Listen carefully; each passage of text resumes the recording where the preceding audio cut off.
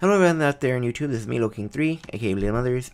This is again the follow-up video I had said I was going to make in the previous video, which should obviously be going up before this video. And this is a bit more of myself personally rambling and a bit of the problems I really had with the book, at least for myself.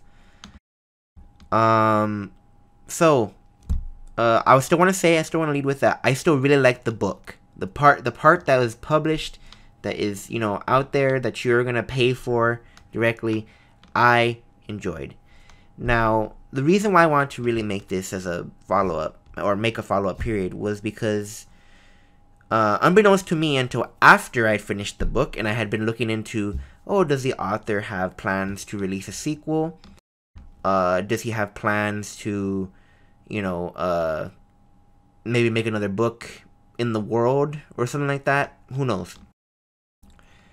While looking into that, I found that he had a Patreon, and he had a which eventually led me to a website that hosts writings for authors. And again, as I mentioned in the main video, he had literally the same day finished writing the whole story, and by that I mean there's a whole continuation following Vainqueur and Vainqueur up, ready to read if you so choose to read it. Which I did not have linked in the videos, but it is out there if you look. And I don't know if this is just me, but when I kind of learned that, it did kind of like sour the mood for me reading the book, just because like it's like, oh well, it's all out there. I'm not sad because I paid money. I paid to get the book, or used my credit on Audible to get the book. You know, like that's not the problem. That's actually, that does help the author, and that's, you know, helps him get exposed and he can write more books. But I don't know.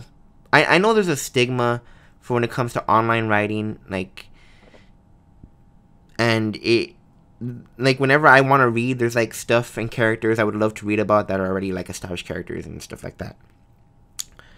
But like I never feel like it because it never feels right to read it. Like I don't like reading online, really. I don't like staring at the screen and intently reading. That's why I don't particularly like ebooks. It either has to be a physical book, or it has to be, now that I'm more used to it, an audiobook.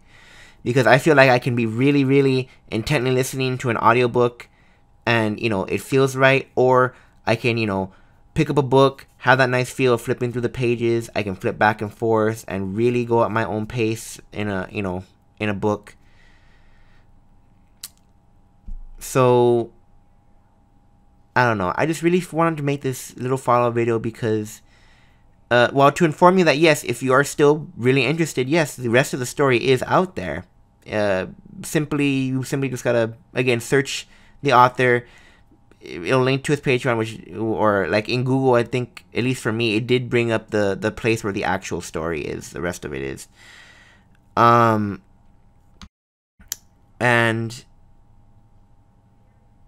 yeah, well, and that's kind of my feeling. And I'll get to some more stuff that kind of irked me about the story itself. One of the things that really irked me is that, again, this is a world where the gods are heavily involved. They have, they are not all powerful. They make a point of saying they're not all powerful. But it really feels like they kind of still do what they want. And when they feel like messing around, they'll just mess around. In fact, in one of the couple chapters that I read after where the book ends, they are actively just kind of messing around.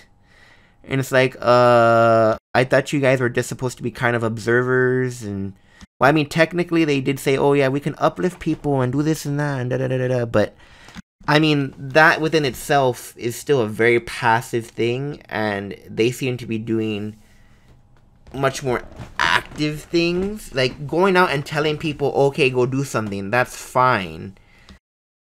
But, you know, like, causing, like, even just the silly little thing, the thing they just brush off, you know, like causing the weather to change and all this kind of stuff. Like, no, that's a really more active role than you're making yourself out to be.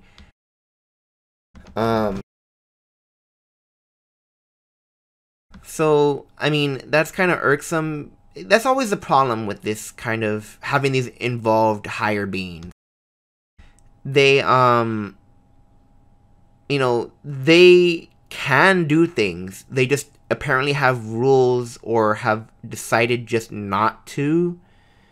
I know that when in the book side of stuff, they did say that, oh, we can't do this because we'll destroy the world, if we end up fighting on the planet, especially if the God of Destruction gets in our way. Like, that's gonna be like a super serious fight, which is not gonna, like, end well for anyone. So I don't know. I'll say this, I've read about 5 or 6 chapters past the book, just to keep going, and I put it on hold for myself because, again, I just really don't particularly care for reading. Again, I don't really like reading online or on a computer screen. I mean, obviously for work I have to, and if I am really into something, I'll still do that. But for passion, for just for fun, I don't. So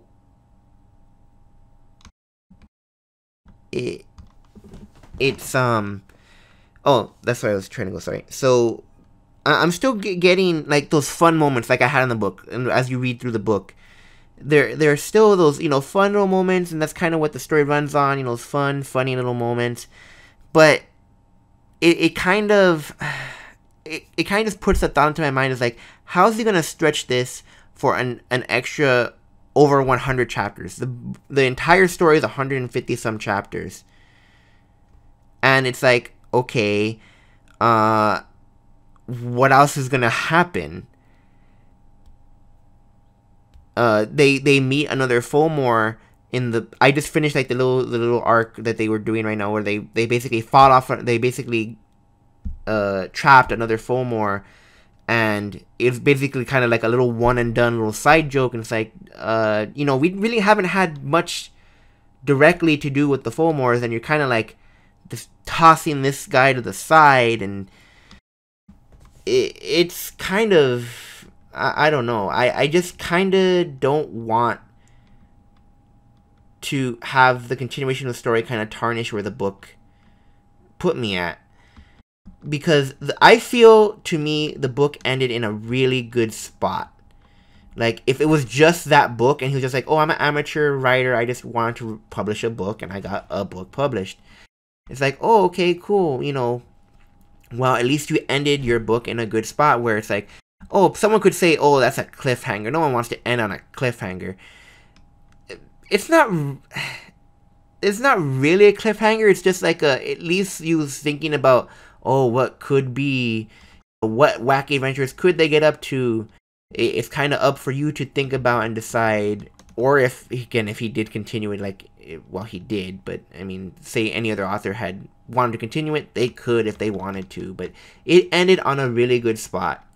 Even the side stories, the additional little side stories at the end, like, they don't hurt where it really leaves off. It's just a nice little things to have. So I still recommend the book. I honestly don't know if I want to recommend continuing to read the whole story. That's completely up to you. It's just that it feels like the story feels like it might either be stretched too thin with all those chapters that are left, or something radical is going to have to happen in order to really have it make sense and to really keep the story going. Between the gods, Vainqueur's strength, and how they level up, especially now that, they can go past level 30, the both of them now, a couple chapters in, he gets a crest, so they can both go past level 30 now. Obviously, I want to see, like, Kia level up. I feel like Kia should be leveling up. She gets a level, again, passingly, because she's, in the background. I'm kind of sad that we couldn't see her actively do more stuff. Maybe in the other chapters, it can more focus on people that aren't Vainqueur and Victor. Again, just for fun's sake, not focusing on them for a couple chapters at a time will probably help out the pacing a lot, and not feel like, like, why are you going so slow, guys? Like, the world could potentially end. This ever looming threat. Why aren't you doing something? Well, you could say, oh, well, that's their personality. They don't want to save the world. They're just kind of doing what they do. Yeah, but we really know that they're there to save the world, whether they want to or not. So again, like, we could have funny stories with Croissant and Charlene, which is brought up in the book. Like, we could have some that have their little mini adventure. Again, Kia, I really want to see more of Kia. The fact that she's a high level good character, made me really want to see her do more stuff. And while you could say, and the other thing I'm kind of afraid of is that I hope they don't have him going off and doing all these little, like, side adventures and, like, not really gaining anything out of it. That's not necessarily good either. That is filler. That is the definition of filler. Nothing really changing, just going out and doing things. That's filler. There's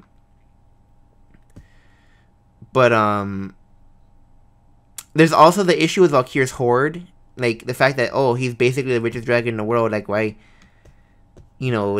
why does he give a damn about anything anymore? Or, like, what's the point of keeping going on adventures? Or at least in Valkyr's eyes too, what's the point of continuing to fight if, as long as I have my money? It's like, oh, well, you can get more money, but that's the reason runs pretty thin after, like, 50 quests of, here's a buttload more money for you.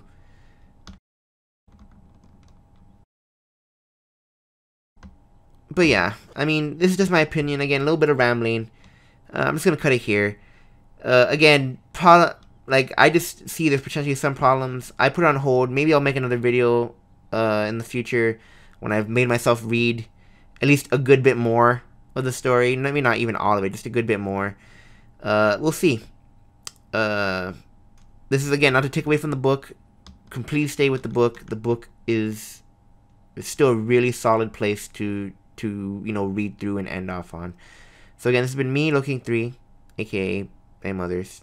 And thanks for watching. Bye-bye.